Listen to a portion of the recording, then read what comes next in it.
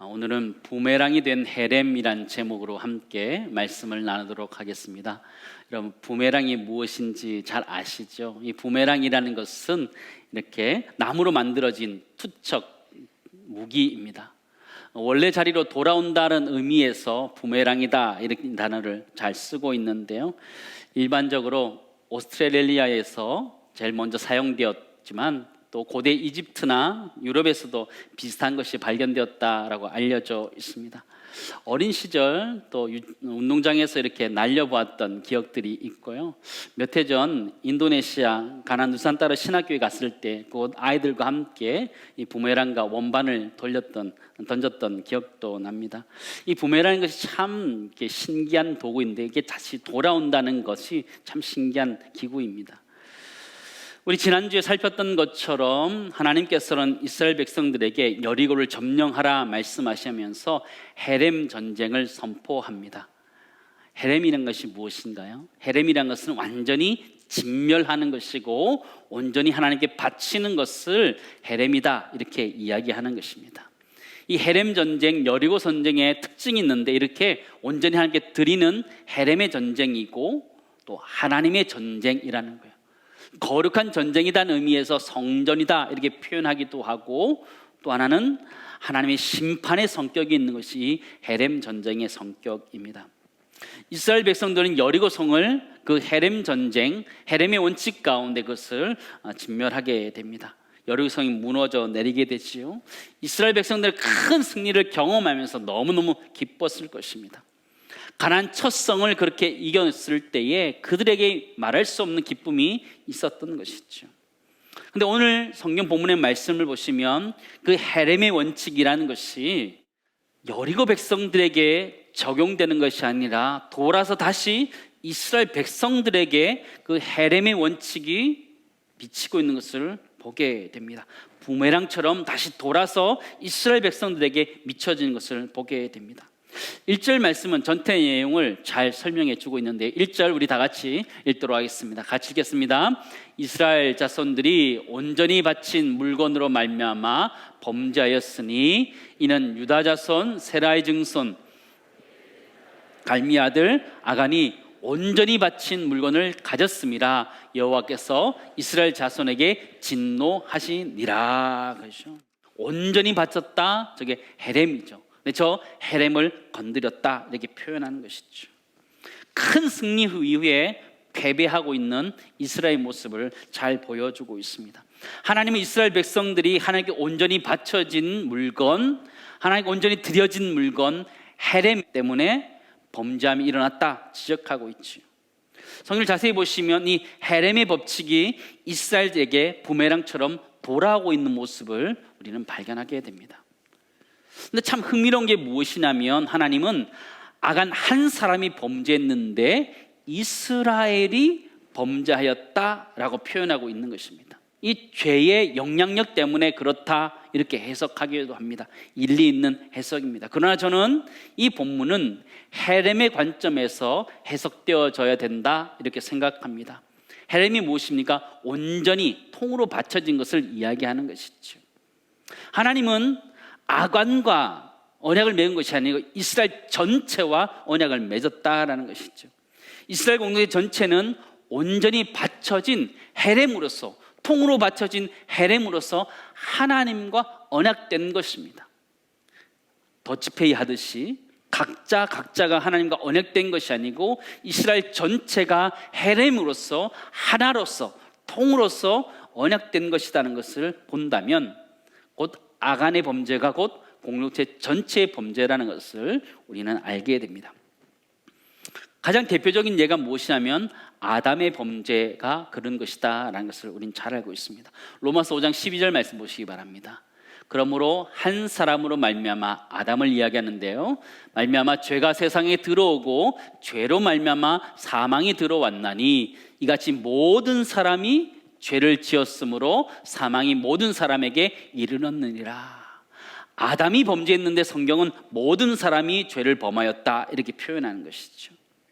아담의 대표성 때문에 하나님은 아담과 언약을 맺을 때 아담 한 사람과 언약을 맺은 것이 아니라 인류의 대표자로서 언약을 맺었기에 아담의 범죄가 인류 전체의 범죄라는 것을 우리에게 가르쳐주고 있습니다. 하나님이 이렇게 선포하셨지요. 창세기 2장 말씀 보시기 바랍니다. 여호와 하나님이 그 사람에게 명하여 이르되 동산 각종 나무의 열매 내가 임의로 먹되 선악을 알게 하는 나무의 열매는 먹지 말라. 내가 먹는 날에는 반드시 죽으리라 하시니라.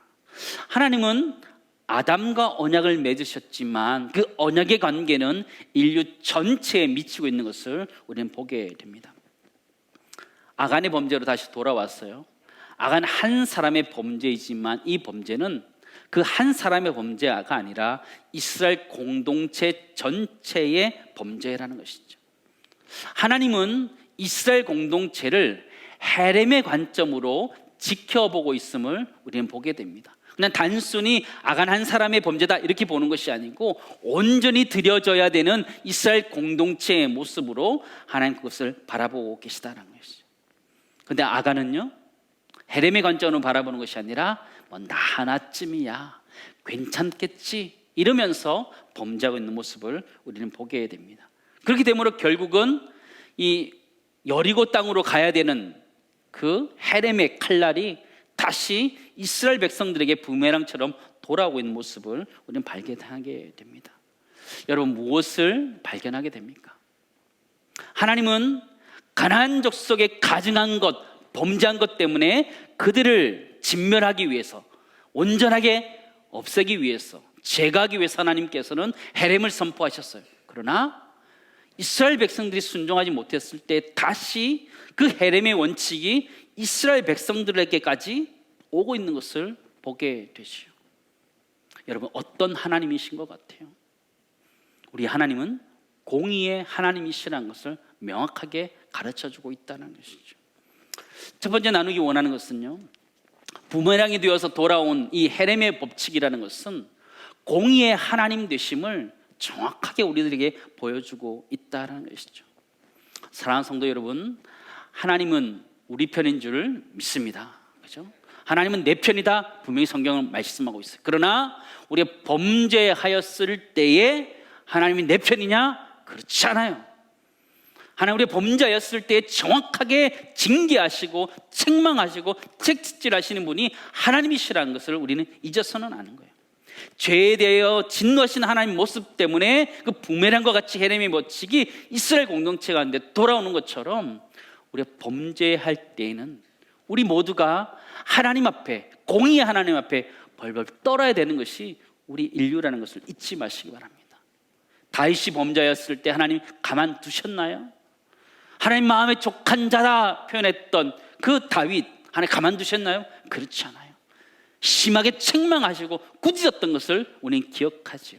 그렇다면 우리 인생 살아갈 때에 내가 구원받은 것에 대해서 자부심을 가지고 살아가는 것은 중요하고 굉장히 유익하지만 범죄의 자리에서까지 내가 구원받은 백성이라고 말하는 그 뻔뻔스러운 것들을 버릴 수 있기를 주님은 축원합니다. 한국교회가 그것을 버려야 되는 거예요. 뻔뻔함들, 내가 구원받은 하나님의 백성이라는 것, 그것을 내가 가지고 살아가는 너무나 중요하지만 내가 범죄 자리에서까지 그 뻔뻔함을 가지고 있다면 이 공의의 하나님은 이스라엘 백성들에게 헤렘의 칼날을 다시 댔던 것처럼 우리에게 다시 대신다는 걸 기억하면서 범죄의 자리에서 떠날 수 있기를 주님은 축원합니다. 그렇게 우리가 성결하게 살아가야 되는 것이죠. 오늘 성경에 보면 정탐꾼의 이야기가 나오는데요, 성경에 나온 정탐꾼의 이야기들은 참 흥미롭고 재미있습니다. 모세가 가나안 땅을 들어가기 전에 12 정탐꾼을 보내게 되었지요. 10 정탐꾼은 그 가나안 땅을 악평합니다. 우리를 잡아먹을 땅이다 이렇게 이야기하는 것이죠. 그러나 여호수아와 갈렙 2 정탐꾼은 믿음의 보고를 합니다. 하나님 우리 주신 땅이니까 가자 이야기하는 것이죠. 그들은 우리의 밥이다 이야기하면서 가자라고 말하는 것이죠. 믿음의 정탐꾼 이야기지요. 또 얼마 전에 여리고성을 정탐했던 2 사람의 정탐꾼은 어떠했습니까? 기생 라합의 집에 들어갔을 때에 그가 하나님의 백성됨을 알고 그를 구원하는 일들을 행하게 되었습니다. 또한 여러 백성들이 마음이 녹았다는 것을 이스라엘 백성들에게 보고함으로 인해서 그들 가운데 믿음을 일으켰던 대단한 사람이었던 것을 우리는 보게 되죠. 그런데 오늘 조그만 아이성을 정탐했던 사람들은 전혀 다른 이야기를 하고 있는 것을 보게 됩니다. 정탐꾼들의 이야기를 들으니까요, 딱 그냥 상식선에서 이야기하는 거예요. 여호수아 7장 3절에서 5절 말씀 우리 같이 읽도록 하겠습니다. 같이 읽겠습니다. 여호수아에게로 돌아와 그에게 이르되 백성을 다 올라가게 하지 말고 2-3천 명만 올라가서 아이를 치게 하소서. 그들은 소수이니 모든 백성을 그리로 보내어 수고롭게 하지 마소서 하므로 백성 중 3,000명쯤 그리로 올라갔다가 아이 사람 앞에서 도망하니 아이 사람이 그들을 36명쯤 쳐 죽이고 성문 앞에서부터 스바림까지 쫓아가 내려가는 비탈에서 쳤으므로 백성의 마음이 녹아 물같이 된지라. 이렇게 표현하는 거죠. 정탐꾼들이 제안하는 거예요. 첫 번째, 백성을 다 올라가게 하지 말자. 피곤하다는 거예요. 다 올라갈 필요 없다고 얘기하는 거죠. 자만한 거죠. 두 번째, 2-3천 명만 올라가서 아이를 치게 하자. 많이 갈 것도 없다는 거예요. 적게 가면 2,000명, 많이 가면 3,000명 정도 가서 아이를 치자. 이렇게 얘기하는 거죠. 그리고 세 번째, 수고롭게 하지 말자. 이렇게 얘기하는 거예요. 왜 그렇게 이야기하나요? 정탐꾼들이 보았을 때의 아이성은 너무 우습기 때문이에요. 하찮기 때문에, 조금만 올라가도 이길 수 있다라고 그들은 생각했기 때문이에요. 정말 그랬나요? 그렇지 않았어요. 속담 중에 이런 말이 있죠. 호랑이는 토끼 한 마리를 잡을 때도 전심전력을 다한다. 여러분, 호랑이는 그죠? 사슴이나 이런 큰 동물들을 잡아먹지요. 토끼 참 하찮은 것이죠, 호랑이 앞에서는. 그러나 호랑이는 죽을 힘을 당해서 토끼 한 마리를 잡죠. 그런데 이스라엘 백성들은 그런 마음이 없는 거예요. 하나님이 하라고 말씀하시지 않았는데도 불구하고 그들은 임의로 판단하는 거예요. 다 올라갈 필요도 없다. 2-3천 명만 올라가자. 수고롭게 할 필요도 없다. 이렇게 이야기하는 것이죠. 이스라엘 백성들이 하나님의 전쟁을 하면서 하나님의 심판을 하면서 그들이 정말 전심전력했는가라고 했을 때 그렇지 않았던 것 같아요. 요즘 세대들은요, 최선을 다한다라는 표현을 진심이다 이렇게 표현하더라고요. 이스라엘 백성들이 이 가나안 전쟁을 하면서 헤렘 전쟁을 하면서 진심이었을까 저는 생각해 보았습니다. 그렇지 않았어요. 아이성의 실패는 전혀 그들을 생각지 못한 상황으로 밀어넣고 있는 부분을 우리는 발견하게 됩니다. 아이성에서 전투했는데 이 후유증이 너무너무 큰 거예요. 5절에 보니까 이렇게 되어 있습니다. 백성들의 마음이 녹아 뭐같이 되었다? 물같이 된지라. 그들의 마음이 다 녹아버린 거예요. 이 표현은 정확히 여리고 백성들의 마음의 상태였어요. 이스라엘 백성들이 홍해를 건넜을 때에 이 여리고 백성들, 가나안 족속들은 벌벌벌 떨면서 그들의 마음이 녹았었던 사람들이에요. 여리고 백성들이요. 또 이스라엘 백성들이 요단강을 건넜을 때도 이 가나안 족속들, 여리고 백성들은 마음이 녹았던 사람들이에요. 근데 지금 그 현상이 이스라엘 가운데 일어나고 있는 거예요.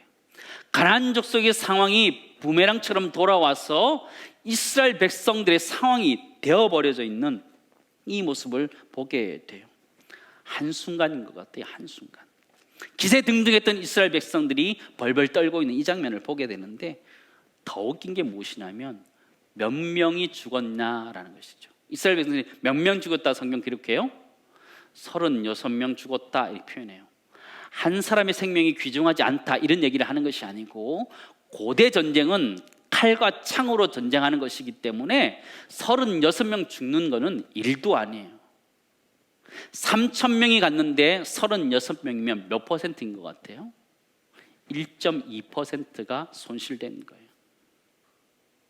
그렇다면 이스라엘 백성 가운데 큰 실패가 아니다라고 볼 수 있지요. 아주 작은 실패였다라고 볼 수 있죠. 그러나 그 실패가 이스라엘 가운데 큰 실망감으로, 패배감으로 작용하고 있는 것을 보게 되지요. 그게 어디서 시작된 거예요? 정탐꾼들의 보고에서부터 시작된 것이라는 거예요. 정탐꾼의 마음의 자세가 어때요? 작은 성이니까 그냥 힘쓸 필요 없다, 이렇게 얘기하는 것이죠. 하나님께 묻지 않는 거예요. 지금 그들이 수행하고 있는 이 가나안 전쟁의 의미가 무엇인지 다 잊어버린 거예요. 이거는 지금 헤렘 전쟁으로 하나님의 전쟁이고 하나님이 심판을 하는 전쟁인데 그 의미를 다 잃어버리고 그냥 살아가는 거죠. 그냥 행동하는 거죠. 힘으로, 숫자로 밀어붙이려고 있는 이 모습을 우리는 보게 되죠. 이스라엘 백성들은 이 하나님의 이 가나안 전쟁의 의미를 놓쳤던 것 같아요. 헤렘 전쟁의 의미, 이 가나안 정복의 의미를 잊어버렸던 것 같아요. 그들의 진심이 그 전쟁 가운데 없었던 것이죠. 사랑하는 성도 여러분, 우리 이 땅의 삶을 살아가면서 전쟁과 같은 삶을 살아갑니다. 여러분, 어떤 것을 위해서 살아가고 있으십니까? 이스라엘 백성들은 하나님이 전쟁을 하면서 살아가야 되는 존재들이었어요. 지금 이 땅의 삶을 살아가는 우리도 하나님의 전쟁을 이 땅 가운데 실행하면서 살아가야 되는 인생들이에요. 근데 우리는 어떻게 살고 있어요? 누구의 전쟁을 하고 있어요? 하나님의 전쟁을 하는 것이 아니라 나의 전쟁을 하고 있는 거죠. 내 성공의 전쟁을 하면서 살아가고 있는 것이 우리 인생이라는 것이죠. 다시 칼날이 돌아와서 헤렘으로 이스라엘 백성을 치는 것처럼 지금 우리의 상황이 다시 칼날을 맞이해야 되는 그 상황이 아닌가, 우리 염려스러운 것이죠. 두 번째 나누기 원하는 것은요, 부메랑이 된 헤렘은 그 이스라엘 백성들, 여리고 전쟁, 가나안 전쟁의 의미를 잘 알지 못했던, 진심이지 못했던 이스라엘 백성들의 모습을 정확하게 지적하고 있는 사건이라는 것을 우리는 발견하게 됩니다. 여러분은 어떻게 살아가고 있고 우리는 어떻게 살아가야 될까요? 우리는 이 땅의 삶을 살아가면서 세상 사람들과 똑같이 살아가고 있지 않으신가요? 나의 성공을 위해서 열심히 달려가고 있는 모습, 성공을 위해서 신앙을 가지고 있는 모습 아닌가요? 하나님은 우리에게 도전하시는 거예요. 무엇을 위해서 살아갔냐고. 하나님, 이스라엘 백성들이 가나안 전쟁의 의미를 정확하게 알고 가나안 전쟁의 의미로 싸우기를 원하는데 이스라엘 백성은 그것 잊어버리고 자기 마음대로 싸우는 것이죠.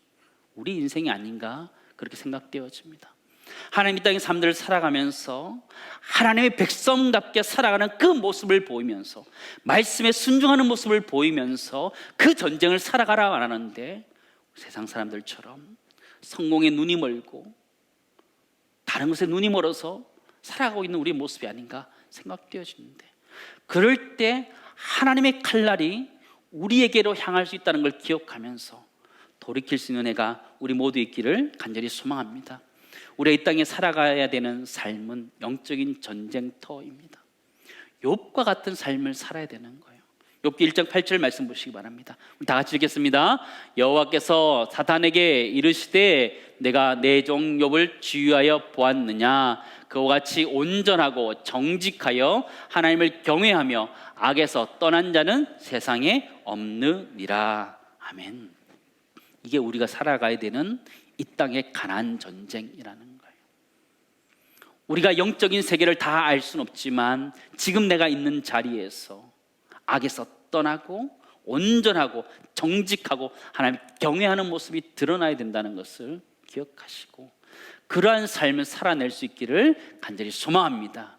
우리 인생은 성공하는 인생이 아니라 하나님 말씀에 순종하는 인생이라는 걸 기억하고 그 순종의 헤렘 전쟁을 넉넉히 감당할 수 있는 우리 모든 성도님 될 수 있기를 주님을 축원합니다. 부메랑이 되어서 이스라엘 백성들 가운데 이 헤렘의 원칙이 작용할 때 여호수아는 너무너무 슬퍼합니다. 그도 그럴 것 같은 게요, 그가 이스라엘 백성들을 데리고 첫 번째 전쟁을 했어요. 가나안 전쟁에서 첫 번째 여리고성을 무너뜨렸어요. 너무너무 기뻤지요. 근데 두 번째 조그만 성에서 삐끗한 거예요. 난리가 난 거예요. 여리고성을 이겼을 때는 모든 백성들이 다 이겼다고 난리 났었어요.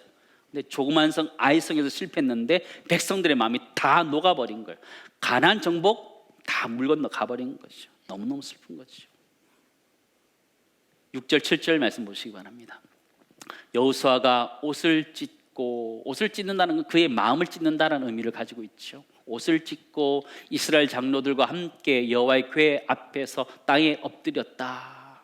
하나님 앞에 엎드린 거죠.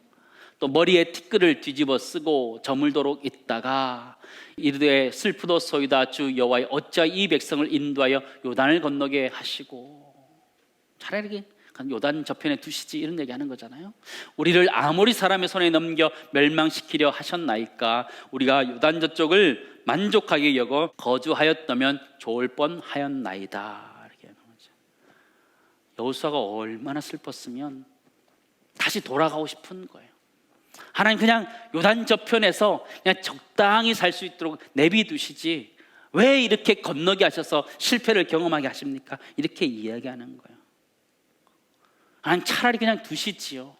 근데 이 모습은 사실 그 전에 지도자였던 모세의 기도와 너무너무 닮아 있음을 보게 되죠. 이스라엘 백성들이 모세가 산에 올라가 사라지고 난 다음에 그들이 금송아지 우상을 만들게 됩니다. 그리고 금송아지 우상을 만든 다음에 이것이 애굽에서 이스라엘 백성들을 이끌어낸 신이다 경배하면서 난리가 났습니다. 그때 하나님께서 그들을 진멸하시겠다 말씀하셨죠. 근데 그때 모세가 막아섰던 거예요. 출애굽기 32장 말씀 보시기 바랍니다. 우리 같이 읽겠습니다. 어찌하여 애굽 사람들이 이르기를 여호와가 자기 백성을 산에서 죽이고 지면에서 진멸하는 악한 의도로 인도해 내었다고 말하게 하시려 하나이까. 주의 맹렬한 노를 그치시고 뜻을 돌이키사 주의 백성에게 이 화를 내리지 마옵소서. 하나님의 진노하심을 모세가 막아섰던 거예요. 하나님 그러시면 안 된다고, 애굽 사람들이 비웃는다고, 하나님 이름을 위해서 그러시면 안 된다고 막아서는 거죠. 여호수아도 마찬가지로 막아섰던 것이죠. 부메랑처럼 돌아오는 그 심판, 하나님의 심판 앞에 모세와 여호수아는 그것을 막아서고 있는 모습을 우리에게 보여줍니다. 하나님이 해결책을 주시는데 이렇게 고백합니다. 13절 말씀 보시기 바랍니다. 너는 일어나서, 여호수아에게 말하는 겁니다. 백성을 거룩하게 하여 이르기를 너희는 내일을 위하여 스스로 거룩하게 하라. 이스라엘의 하나님 여호와의 말씀에 이스라엘아 너희 가운데에 온전히 바친 물건이 있나니 너희가 그 온전히 바친 물건을 너희 가운데서 제하기까지는 내 원수들 앞에 능히 맞서지 못하리라. 그런 거예요. 하나님은 이스라엘 백성들에게 거룩하라 이렇게 명령하신 거예요. 그리고 온전히 바친 그 물건을 제거하기까지 가나안 정복 꿈도 꾸지 마라 얘기하는 거예요. 꿈도 꾸지 마라 얘기하는 거예요. 그들 가운데 있는 죄악을 도려내기 원하시는 하나님의 마음을 보게 되죠. 저는 이 말씀을 묵상하는데 저에게도 큰 도전이 되더라고요. 목회자로서 우리 사랑하는 성도님들이 더 거룩을 향해 갈 수 있도록 지도해 가야 된다는 책임감이 있더라고요. 여호수아가 그 책임감을 느꼈던 것처럼 저도 책임감을 느껴요. 저만 책임감 느끼는 것이 아니라 우리 그리스도인 전체가 책임감을 느끼셔야 돼요. 왕 같은 제사장으로서 똑같은 마음을 느껴야 되는 거죠. 한국 사회가 거룩해져 갈 수 있도록 우리 그리스도인들이 노력할 수 있기를 간절히 소망합니다. 그 거룩함들이 우리로부터 시작되어야 되는 거예요. 부메랑처럼 돌아오는 헤렘의 그 칼날들, 그 저주들, 그 법칙들 앞에서 누가 막아설 수 있습니까? 여호수아, 모세 그 앞에 목숨 걸고 서게 되지요. 사랑하는 성도 여러분, 우리 인류 가운데 돌아오는 부메랑과 같이 돌아오는 저주, 죄악, 사망의 그 헤렘을 누가 막으셨습니까? 예수 그리스도께서 십자가에서 온몸으로 그 헤렘을 막으신 줄 믿습니다. 이사야 53장 5절 말씀 보시기 바랍니다.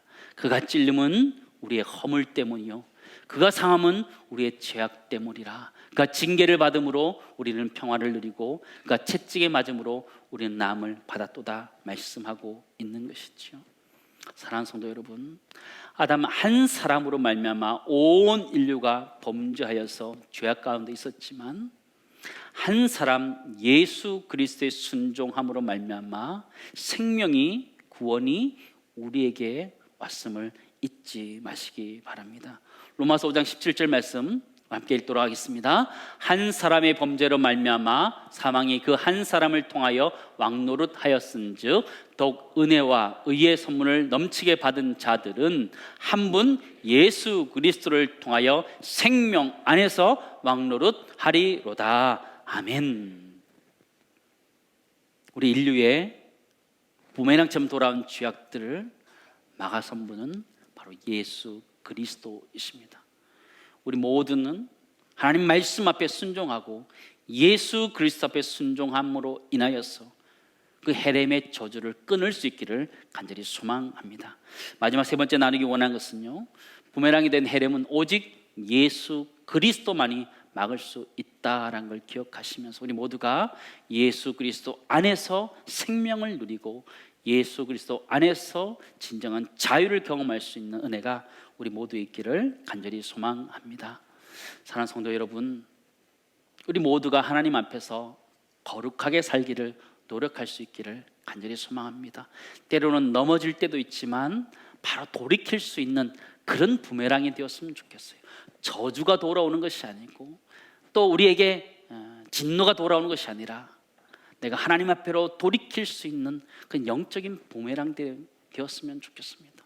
우리 모두가 거룩하게 하나님 백성으로 다시 그 자리로 돌아오고 하나님 말씀에 순종하여서 주의 날개 아래 거할 수 있는 은혜가 우리 모두 있기를 간절히 소망합니다.